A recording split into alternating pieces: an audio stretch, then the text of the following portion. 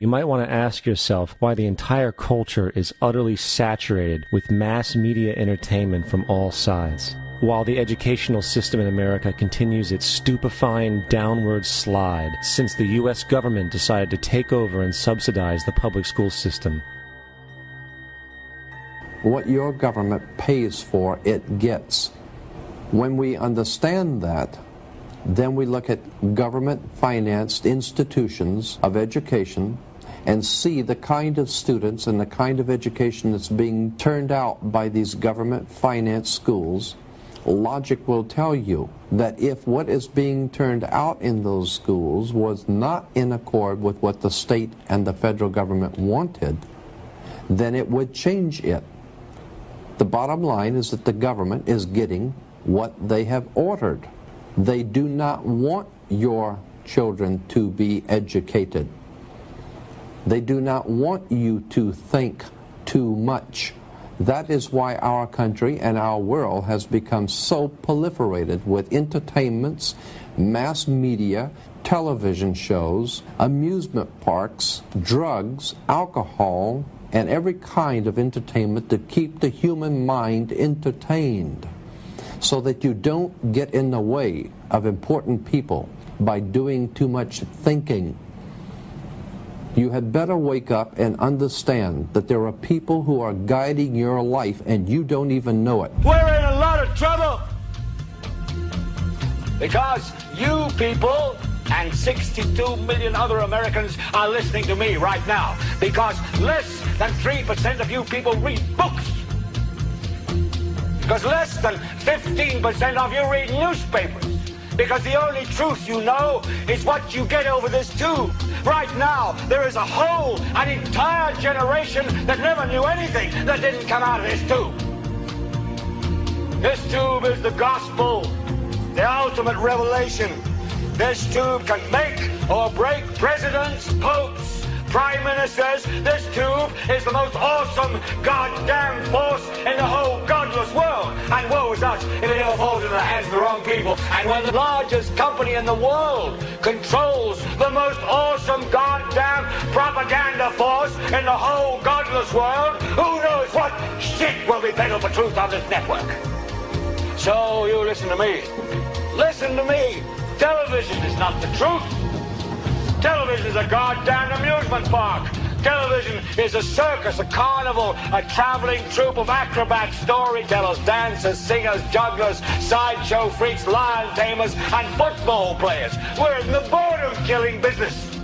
But you people sit there day after day, night after night, all ages, colors, creeds. We're all you know. You're beginning to believe the illusions we're spinning here. You're beginning to think that the tube is reality and that your own lives are unreal. You do whatever the tube tells you. You dress like the tube. You eat like the tube. You raise your children like the tube. You even think like the tube. This is mass madness, you maniacs. In God's name, you people are the real thing. We are the illusion. The last thing the men behind the curtain want is a conscious, informed public capable of critical thinking, which is why a continually fraudulent zeitgeist is output via religion, the mass media, and the educational system. They seek to keep you in a distracted, naive bubble, and they are doing a damn good job of it. This is Aaron Russo, a filmmaker and former politician. To his left is Nicholas Rockefeller of the infamous Rockefeller banking and business dynasty. After maintaining a close friendship with Nicholas Rockefeller, Aaron eventually ended the relationship, appalled by what he had learned about the Rockefellers and their ambitions. I got a call one day from an attorney woman I knew, and she said, would you like to meet one of the Rockefellers? I said, sure, I'd love to. And we became friends, and he began to divulge a lot of things to me. So he said to me one night, he said that there's going to be an event there, and out of that event, you're going to see we're going to go into Afghanistan, so we can run pipelines from the Caspian Sea. We're going to go into Iraq to take the oil and establish a base in the Middle East, and we're going to go into Venezuela and try and get rid of Chavez. And the first two they've accomplished. Chavez they didn't accomplish. And he said you're going to see guys going into caves looking for people that they're never going to find. You know, he was laughing about the fact that you have this war on terror. There's no real enemy. He's talking about how by having this war on terror, you can never win it because it's an eternal war. And so you can always keep taking people's liberties away. And I said, how are you going to convince people that this war is real? He said, but the media can convince everybody it's real. I mean, you know, it's just that you keep talking about things. You keep saying it over and over and over again, and eventually people believe it. You know, you created the Federal Reserve in 1913 through lies. You create 9/11, which is another lie. Through 9/11, you're fighting a war on terror, and now all of a sudden you go into Iraq, which was another lie, and now they're going to do Iran. You know, and it's all one thing leading to another, leading to another, leading to another. Now, I would say to them, what are you doing this for? What's the point of this thing? You have all the money in the world you ever want. You have all the power. I said, you know, you're hurting people. It's not a good thing. And he would say, what do you care about the people for? Take care of yourself and you take care of your family. This is the picture that is painted for the future if you open your eyes to see it. A centralized one-world economy where everyone's moves and everyone's transactions are tracked and monitored, all rights removed. The most incredible aspect of all. These totalitarian elements will not be forced upon the people. The people will demand them.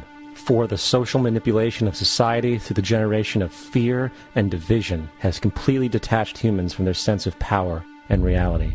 A process which has been going on for centuries, if not millennia. Religion, patriotism, race, wealth, class, and every other form of arbitrary, separatist identification and thus conceit has served to create a controlled population, utterly malleable in the hands of the few. Divide and conquer is the motto, and as long as people continue to see themselves as separate from everything else, they lend themselves to being completely enslaved.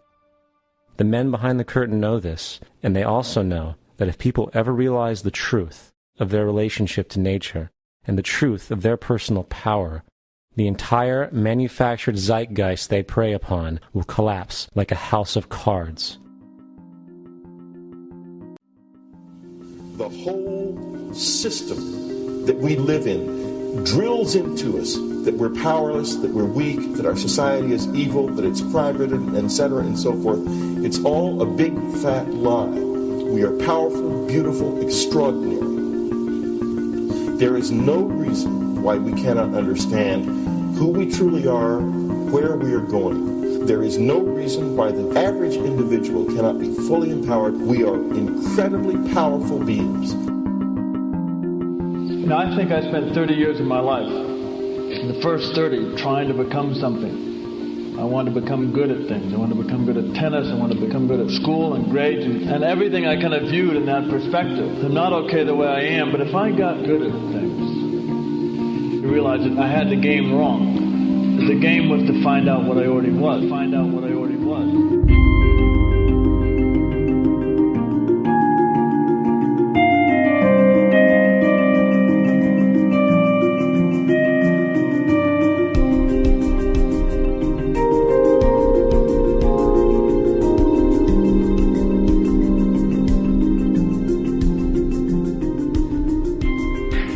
Culture, we've been trained for individual differences to stand out.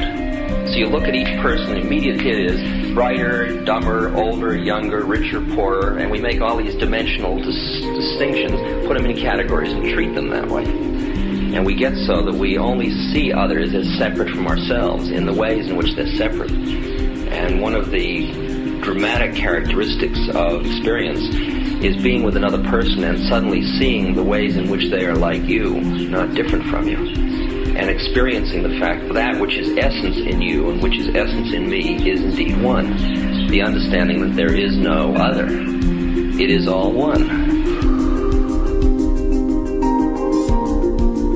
And I wasn't born Richard Albert, I was just born as a human being. And then I learned this whole business of who I am and whether I'm good or bad or achieving or not, all that's learned along the way.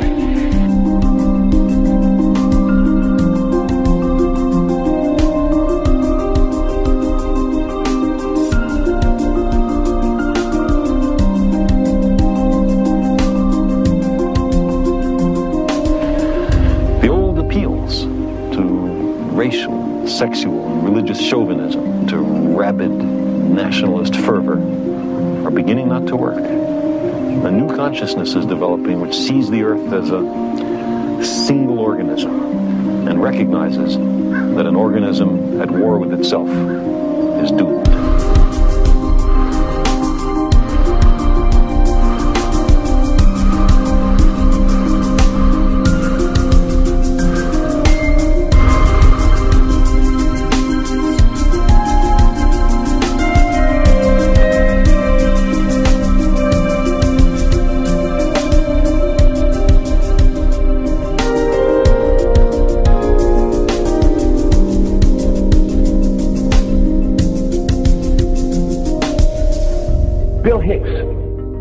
Finish his shows with this.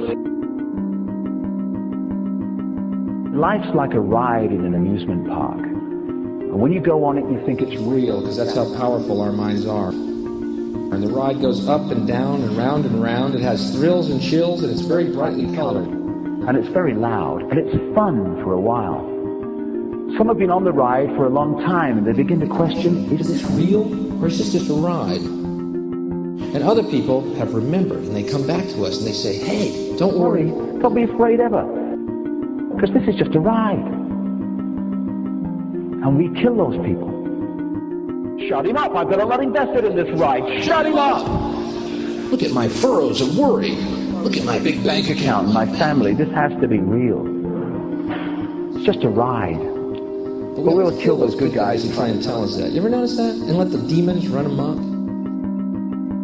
But it doesn't matter, because it's just a ride, and we can change it anytime we want. It's only a choice. No effort, no work, no job, no savings of money. Just a choice right now between fear and love.